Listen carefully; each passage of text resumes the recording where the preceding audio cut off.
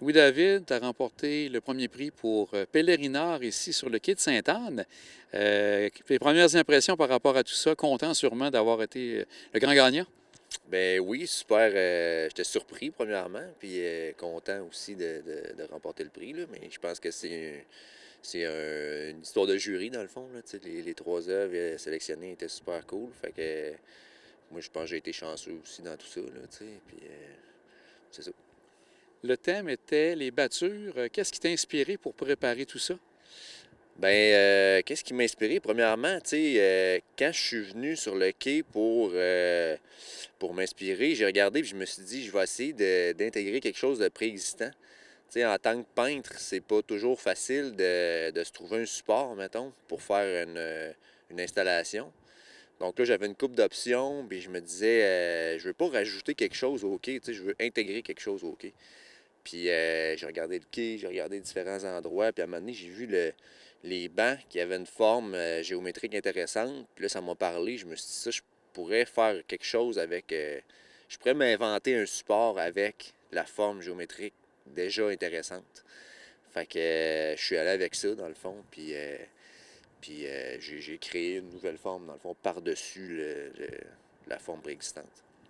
Et là, si on parle des différentes étapes, première étape, tu viens faire un croquis de ce qu'on voit derrière. Comment ça a fonctionné? Je suis venu avec une amie, puis dans le fond, on s'est placé pour faire, premièrement, la forme que le support allait avoir. Donc là, je me suis mis plus loin, puis on était trois. Puis quelqu'un tenait comme un grand bâton pour voir la forme que ça pourrait avoir. Puis, fait que là, moi, je disais, mettons, OK, comme ça, la forme, c'est bon. L'autre prenait des mesures. Là, moi, je me reculais, je regardais. Fait que c'était comme ça a été un travail d'équipe, là, à trois, dans le fond, pour déterminer quelle forme ça allait avoir. Puis après ça, ben, ça a été plus un coup qu'on avait la forme puis les dimensions, ben là, ça a été plus de la production en atelier. Après ça, de l'essai pour voir si ça fonctionnait bien sur la forme préexistante. Après ça, de la peinture. Ça fait que c'est ça, comme le commissaire Julien disait, je me suis vraiment transformé en sculpteur pour cette occasion-là. Là, c'était pas nécessairement juste un métier de peintre. Et là, toi, comme tu dis, est-ce que tu as peint au complet pour ensuite remplacer par des œuvres abstraites? Comment tu as travaillé par la suite? Ben, ça, ce type d'œuvre-là, c'est de l'assemblage, hein. C'est comme un peu de la rénovation quand on fait du revêtement de maison, là, tu sais. C'est bout par bout. Fait que j'ai juste considéré comme s'il y avait deux types de revêtements, dans le fond. Fait que j'ai peint un morceau, j'ai peint l'autre morceau, mais ce qui était plus touché, c'était de pouvoir garder l'horizon à travers ces espacements-là. Fait que c'était beaucoup par rapport au croquis, comment esquisser puis comment proportionner les choses en fonction de l'horizon qui passe à travers l'œuvre. Fait que c'est ça, c'est ça, c'est beaucoup plus technique, mettons, qu'un revêtement de maison, mais c'est similaire niveau installatif. L'installation, ça a-tu été assez quand même compliqué parce que tu devais garder les différentes parties de la suite de l'autre? Comment tu as procédé pour ça? Je me suis pris des notes sur chaque côté. Dans le fond, j'ai deux sections par côté. Fait qu'il y a un côté que j'avais, mettons, la vue de l'Est abstraite, la vue de l'Est réaliste. Fait que j'avais des petites annotations en arrière de chaque morceau qui avait des formes particulières. Puis dans le fond, ça partait, tu sais, comme un A, mettons, un AE. C'était première pièce abstraite, vue de l'Est. Après ça, 2, 1 R, E. Fait que ça fait première pièce réaliste, vue de l'Est. C'est toute cette logistique-là qui va avec l'installation des morceaux pour que ça soit cohérent puis que l'horizon transparaisse à travers l'œuvre. Et est-ce que tu t'es fait parler de ton œuvre jusqu'à maintenant? Oui, beaucoup. Beaucoup. Ben, avec la visibilité de Pèlerinard, puis tous les gens qui viennent sur le quai aussi, là, les gens que je connais ou le monde qui passe, ben, ils regardent mon site sur Internet, puis ils m'envoient des messages ou des choses comme ça, parce que c'est un endroit où il y a beaucoup de monde qui passe, là, surtout avec la navette, puis Le monde vient à la pêche, viennent se promener avec leur famille. Fait que c'est une très belle place à faire une œuvre. Là. Et en même temps, tu as conservé le mélange de réel et d'abstrait. Tu vas être content d'avoir fait ça? Oui, ben oui. Moi, j'ai un malin plaisir à faire ça, de mélanger le réalisme puis intégrer de l'abstrait dedans. Dans le fond, ça casse un peu l'aspect qu'on voit du paysage standard. Dans le fond, je viens mettre de la gestuelle, puis des mouvements plus vulgaires un peu, là, plus sale dans un sens, avec la peinture, puis il peut avoir des éclaboussures, tout ça. Fait que ça casse la minutie du réalisme, t'sais. Bien, Louis-Philippe, Louis-David, on te souhaite encore, on te félicite encore, puis un grand merci pour cette œuvre qui est vraiment superbe. Merci beaucoup à vous, puis bonne journée. De vous avoir avec nous ce soir à l'inauguration justement de l'événement Pèlerinard qui s'installe sur la côte de Beaupré.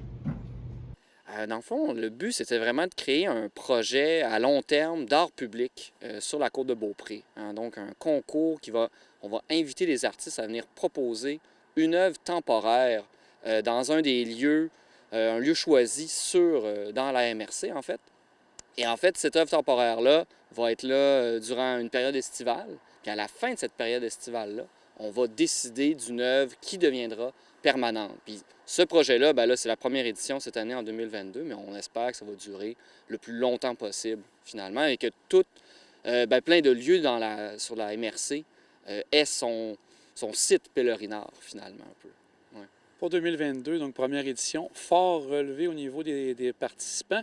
Content de voir les 3 participants qui ont été ici cet été. Ah oui, vraiment, ça a été, comme tu l'as très bien dit, là, on commence très, très fort, je pense, une année exceptionnelle, sur un site exceptionnel sur le quai de Sainte-Anne-de-Beaupré. Autant la proposition d'Annie Turmel que Manon Dumas, que Louis-David, les Tourneaux-Gagnon ont été vraiment... ils ont réussi, hein, tout à fait, à s'approprier le lieu, je pense, à me faire leur marque, tout en laissant l'espace aussi à tout le contexte assez exceptionnel qu'est le quai de Sainte-Anne-de-Beaupré. Donc, oui. Une belle triade. Ouais.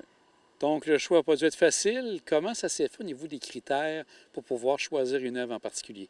On voulait vraiment miser sur l'originalité, hein, c'est-à-dire des artistes avec une pratique qui leur est très propre, finalement, qui expriment leur spécificité, leur vue de la création.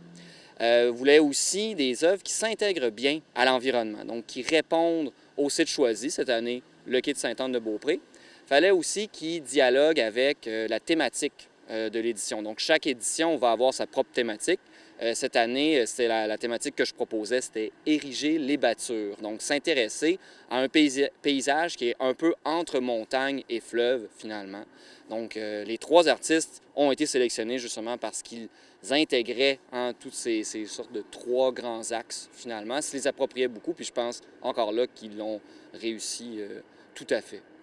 Et le choix, donc, là, est-ce qu'il y avait des critères supplémentaires suite à ce que vous avez annoncé pour vraiment déterminer le gagnant ou la gagnante? Non, on voulait justement continuer dans cette direction-là, hein, finalement. Donc, parce que nous autres, ils nous ont proposé ces projets-là à l'hiver 2022. C'était encore des idées, des maquettes, des croquis. Donc, on voulait voir comment est-ce que ces croquis-là s'étaient transposés vraiment sur le contexte. Puis, est-ce qu'ils ont réussi finalement d'aller à quel point ils ont réussi à les mettre en place sur le site. Donc, c'est ça, on était cohérents là-dessus, mettons, je dirais. Donc, le grand gagnant a été Louis-David.